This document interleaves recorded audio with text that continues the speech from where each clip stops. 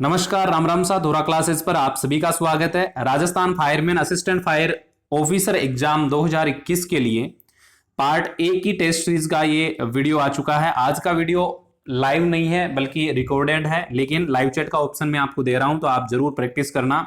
अत्यंत महत्वपूर्ण प्रश्न हम देखने वाले हैं। राजस्थान जीके से आपको पता है जो क्वेश्चन पूछे जाएंगे वो मैं आपको अभी करवा रहा हूं 6 बजे वाली क्लास के अंदर। आज क्लास लाइव नहीं हो पाई कुछ टेक्निकल प्रॉब्लम की वजह से। बाकी आपको ये क्लास मिल रही है रोजाना शाम 6 बजे और रात को 10 बजे आपको मिलती है फायर टेस्ट की क्लास। तो चलिए आज की क्लास को शुरू करते हैं। मैंने आपको 76 क्वेश्चन करवा दिए थे कल वाली क्लास में, तो आगे 76 से हम स्टार्ट करते हैं आज की क्लास को। और सभी को प्रैक्टिस के लिए भी लाइव चैट में आंसर देना है ताकि आप लोगों की प्रैक्टिस होती रहे और ये क्लास आपके लिए काफी बेहतरीन साबित होगी। यहां से ऑलमोस्ट सारे क्वेश्चन आपको एग्जाम में देखने को मिलेंगे क्योंकि सभी इंपॉर्टेंट क्वेश्चन मैं आपके लिए लेकर आता हूं इस क्लास के अंदर। पार्ट ए का इसमें आपका टेस्ट होता है। 76 नंबर से आज की क्लास को शुरू करते हैं।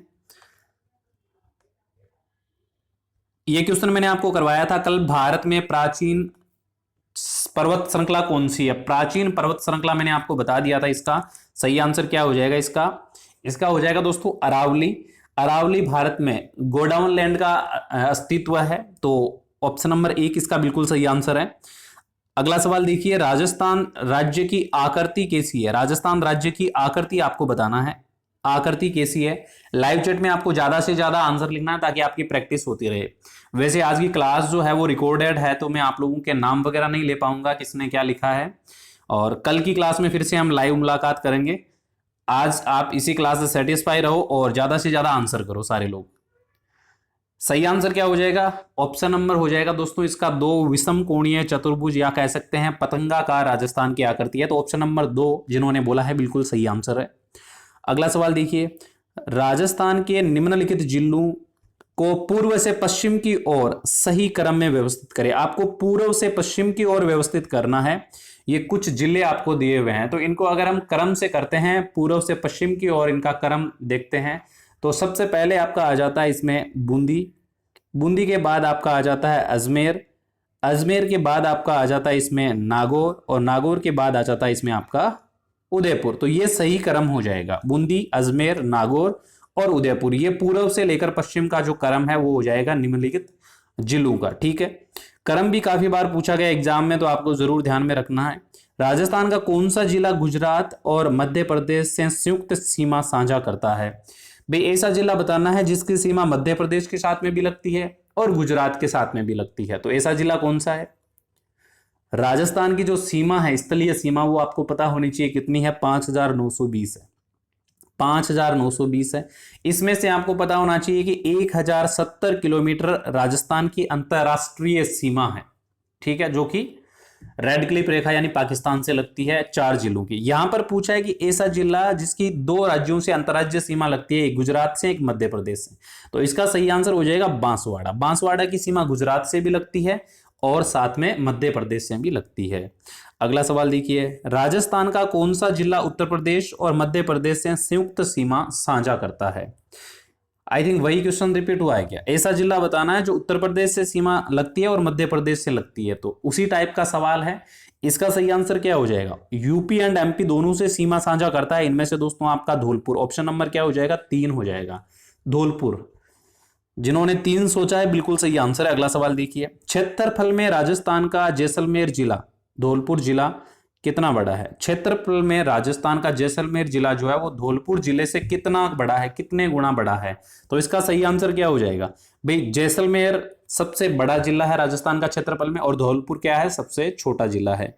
तो धौलपुर से जैसलमेर कितने गुना बड़ा है? तो इसका सही आंसर हो जाएगा दोस्तों ऑप्शन नंबर 3, 12.66 गुना जैसलमेर जो है ये बड़ा है क्षेत्रफल की दृष्टि से। ठीक है, इंपॉर्टेंट है, याद रखिएगा।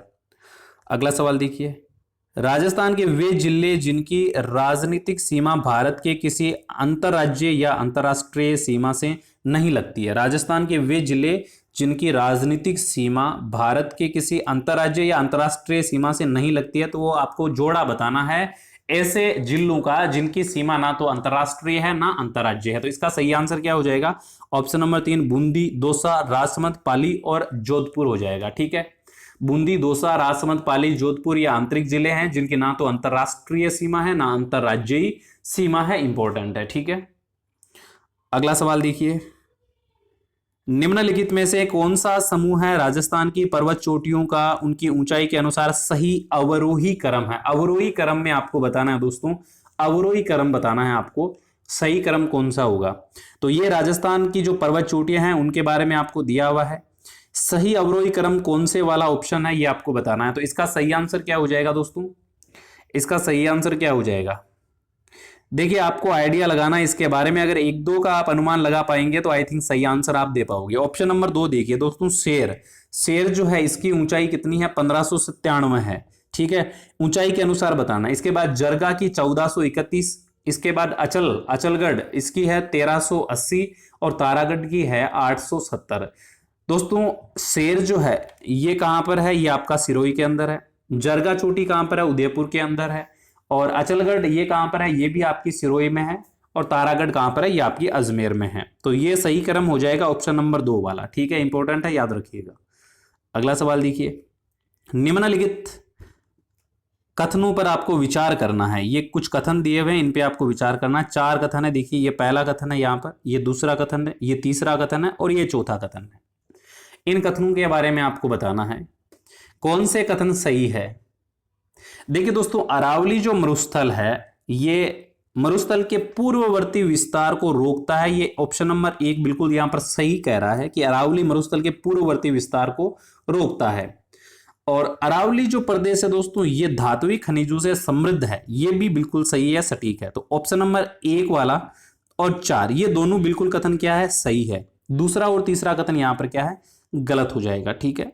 अगला सवाल देखिए, दक्षिण पूर्वी पठार के 2 भाग आपको बताना है, कौन कौन से हैं। दक्षिणी पूर्वी पठार के 2 भाग है, कौन कौन से भाग है दक्षिणी पूर्वी पठार? देखिए दोस्तों, एक तो आपका हो गया इसमें विंध्य का पठार और दूसरा आपका हो गया दक्कन का पठार। ये दोनों ही क्या दक्षिणी पूर्वी पठार के 2 भाग है। ऑप्शन नंबर 2 क्या हो जाएगा? बिल्कुल सही आंसर हो जाएगा। हो सकता है आज आपको मैं ज्यादा टाइम नहीं दे रहा हूं लाइव चैट में लिखने के लिए, क्योंकि ये रिकॉर्डेड है तो आप समझ सकते हैं। बाकी कोशिश करते रहिए लाइव चैट में आप लिखने की ज्यादा से ज्यादा। देखिए दक्कन का पठार जो है इसकी ऊंचाई लगभग 600 मीटर रहती है। और यहां पर प्रमुख नदियां कौन सी है? गोदावरी, कावेरी, ये सब नदियां हैं। तो विंध्य का पठार और दक्कन का पठार दक्षिण पूर्वी पठार के 2 भाग है। अगला सवाल देखिए, पश्चिमी राजस्थान में न्यून वर्षा के लिए उत्तरदायी मूल अंशदायी कारण क्या है? उत्तरदायी मूल अंशदायी कारण क्या है पश्चिमी राजस्थान में कम वर्षा होने का, न्यून वर्षा होने का? तो इसका सही आंसर क्या हो जाएगा दोस्तों? इसका हो जाएगा अति उष्ण स्थलखंड, प्रदक्षिणी पूर्वी आर्द्रतावाही का आकस्मिक प्रदेश। यह हो जाएगा इसका सही आंसर। देखो अति उष्ण स्थलखंड है, दक्षिण पूर्वी आर्द्रतावाही हवाओं का यहां पर आकस्मिक रहता है, ये आकस्मिक प्रदेश। इसकी वजह से यहां पर क्या रहता है? यहां पर कम वर्षा रहती है, न्यून वर्षा होती है। अति उष्ण होने का भी कारण है और दक्षिण पूर्वी जो आर्द्रतावाही हवाएं हैं वो भी यहां पर आकस्मिक ही पहुंच पाती है। तो इसका सही आंसर हो जाएगा ऑप्शन नंबर 2। अगला सवाल देखिए, कौन सा कूट सुमेलित नहीं है? ऐसा कूट बताना है जो कि सुमेलित नहीं है। क्या हो जाएगा सही आंसर? क्या हो जाएगा इसका सही आंसर? बताओ जल्दी। देखो जैसलमेर, मांड, उदयपुर, मेवल, प्रतापगढ़, कांठल और झालावाड़, टोंक, मालवा। इसका देखो दोस्तों, उदयपुर जो है यह मेवल जो है ये वाला सुमेलित नहीं होगा, ठीक है। बाकी यहां पर सारे क्या है? सुमेलित है, ठीक है। अगला सवाल देखिए, निम्नलिखित में से कौन सा एक अरावली का उच्चतम शिखर है? इनमें से अरावली का उच्चतम शिखर कौन सा है? इनमें से उच्चतम शिखर आपको बताना है। सज्जनगढ़, लीलागढ़, कुंभलगढ़ या तारागढ़? तो अरावली का इनमें से क्या हो जाएगा दोस्तों? अरावली का इनमें से क्या हो जाएगा? ऑप्शन नंबर 3 हो जाएगा, कुंभलगढ़। कुंभलगढ़ यहां पर सही आंसर हो जाएगा। ये क्या है? उच्चतम शिखर है इनमें से। अगला सवाल, सिरोही जिले में तीव्र ढाल युक्त एवं कटी फटी पहाड़ियों का स्थानीय नाम क्या है दोस्तों? इनको स्थानीय भाषा में क्या कहते हैं? सिरोही जिले के अंदर जो कटी फटी पहाड़ियां हैं, तीव्र ढाल युक्त पहाड़ियां हैं, उनको क्या बोला जाता है? इनको बोला जाता है भाखर। ऑप्शन नंबर क्या हो जाएगा? 1 हो जाएगा, इनको भाखर बोला जाता है। अगला सवाल देखिए, 56 का मैदान किन के बीच में है? 56 का मैदान भाई किन के बीच में है? यह आपसे पूछा गया है। 56 का मैदान किन के बीच में है? ये दोस्तों हो जाएगा बांसवाड़ा और डूंगरपुर। ऑप्शन नंबर क्या हो जाएगा, एक हो जाएगा बिल्कुल सही आंसर। बांसवाड़ा और डूंगरपुर के बीच में माहिन बेसिन के 56 गांवों का समूह है। ठीक है, 56 गांवों का क्या है, समूह है, इसलिए इस क्षेत्र को 56 का मैदान या 56 का बेसिन भी बोला जाता है। 56 बेसिन किस जिले में है, कौन से जिले के अंदर 56 बेसिन है, ये बताइए आप। तो ये हो जाएगा दोस्तों ऑप्शन नंबर आपका एक, ऑप्शन नंबर 2 सॉरी, बांसवाड़ा। क्या हो जाएगा, बांसवाड़ा के अंदर 56 बेसिन है। ठीक है, और ये बांसवाड़ा ऐसा जिला है जो गुजरात और मध्य प्रदेश दोनों के साथ में क्या करता है, सीमा साझा करता है। अगला सवाल देखिए, थार मरुस्थल की स्थलाकृति किस प्रकार के बालुका स्तूपों से सटी पड़ी है। थार मरुस्थल की जो स्थलाकृति है वो किस प्रकार के बालुका स्तूपों से सटी पड़ी है, किस प्रकार के बालुका स्तूप सर्वाधिक है। यहां पर सही आंसर क्या हो जाएगा, इसका हो जाएगा दोस्तों ऑप्शन नंबर 4 हो जाएगा, पैराबोलिक प्रकार के। दोस्तों हवा द्वारा रेत एवं जो बालू है उसका निक्षेप होता है और उससे निर्मित जो टीले होते हैं उनको बालू का स्तूप या टिब्बा कहते हैं। तो ऑप्शन नंबर क्या हो जाएगा, 4 हो जाएगा। ठीक है, अगला सवाल देखिए, राजस्थान राज्य की स्थिति एवं विस्तार के संबंध में निम्नलिखित में से कौन सा कथन सही नहीं है। जो कथन इनमें से सही नहीं है वो आपको बताना है। कौन सा कथन सही नहीं है ये आपको बताना है। सही आंसर क्या हो जाएगा, देखिए पहला कथन है राज्य का उत्तर दक्षिण पूर्व पश्चिम विस्तार 869 किलोमीटर तथा 826 किलोमीटर है। इसके बाद में राज्य की स्थलाकृति विषम कोण चतुर्भुज के समान है। इसके बाद राज्य की अंतरराज्य अंतरराष्ट्रीय सीमाओं की लंबाई जो है वो 1070 और 4850 किलोमीटर है।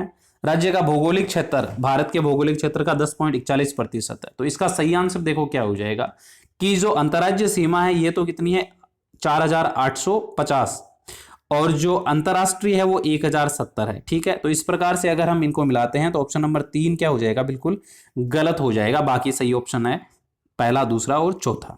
तो ऑप्शन नंबर 3 यहां पर आपको क्या बोला है, कौन सा कथन सही नहीं है, गलत कथन को छांटना है, तो 3 नंबर वाला ऑप्शन सही हो जाएगा। अगला सवाल देखिए, राजस्थान के कुल क्षेत्रफल का कितना भाग थार मरुस्थल के अंतर्गत आता है। कितना भाग थार मरुस्थल के अंतर्गत आता है ये आपसे पूछा गया। तो इसका सही आंसर क्या हो जाएगा दोस्तों, ऑप्शन नंबर 2 हो जाएगा। 61% भाग जो है वो राजस्थान का मरुस्थल के अंतर्गत आता है। अगला सवाल देखिए, राजस्थान में मरुस्थलीकरण का मूल कारण क्या है। मरुस्थलीकरण का मूल कारण क्या है राजस्थान के अंदर, मूल कारण क्या है मरुस्थलीकरण का, इसका सही आंसर क्या हो जाएगा बताओ जल्दी।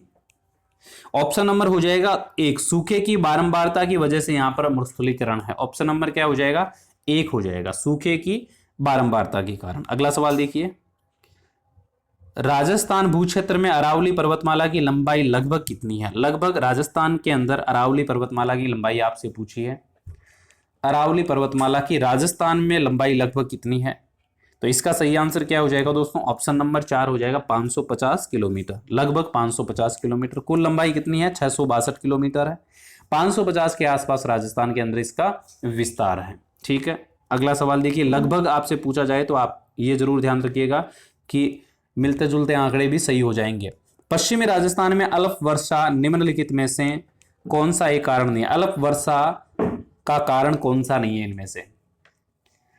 अरावली की अवस्थिति, वृष्टि छाया प्रदेश में अवस्थिति, ग्रीष्मकाल के दौरान उच्च वायुदाब या मानसून आगमन के समय में अति उष्णता। भाई अल्प वर्षा का कारण कौन सा नहीं है, तो इसका सही आंसर क्या हो जाएगा, अल्प वर्षा का कारण यहां पर नहीं है दोस्तों, ऑप्शन नंबर 3 ग्रीष्म काल के दौरान उच्च वायुदाब, ये कोई कारण नहीं है आपका। ऑप्शन नंबर 3 क्या हो जाएगा, बिल्कुल सही आंसर हो जाएगा। अगला सवाल देखिए, ऊपर माल का पठार मिल जाता है, किससे मिल जाता है ऊपर माल का पठार। ऊपर माल का पठार किससे मिल जाता है, तो ये दोस्तों आपका मिल जाता है किससे, मालवा के पठार से। ऑप्शन नंबर 2 हो जाएगा बिल्कुल इसका सही आंसर। अगला सवाल देखिए, राजस्थान की प्री कैम्ब्रियन चट्टानों का आधारभूत वर्णन किया गया है, कहां पर किया गया है। राजस्थान की प्री कैम्ब्रियन चट्टानों का आधारभूत वर्णन कहां पर किया गया है, किसके द्वारा किया गया है, सॉरी किसके द्वारा किया गया है। तो ये किया गया है आपका A.M. हेरोन के द्वारा। ऑप्शन नंबर क्या हो जाएगा, 1 हो जाएगा। भाई राजस्थान की जो प्री कैम्ब्रियन चट्टानों का आधारभूत वर्णन है वो AM हेरोन ने किया है। अगला सवाल देखिए, अरावली प्रदेश का भाग इनमें से कौन सा नहीं है? अरावली प्रदेश का भाग इनमें से कौन सा नहीं है? अरावली पर्वत का भाग नहीं है दोस्तों, ऑप्शन नंबर 4 विंध्यखंड। विंध्यखंड जो है ये अरावली प्रदेश का भाग नहीं है। तो ये हो गए दोस्तों आज की क्लास के आपके 100 क्वेश्चन कंप्लीट। कल हम देखेंगे बाकी क्वेश्चन।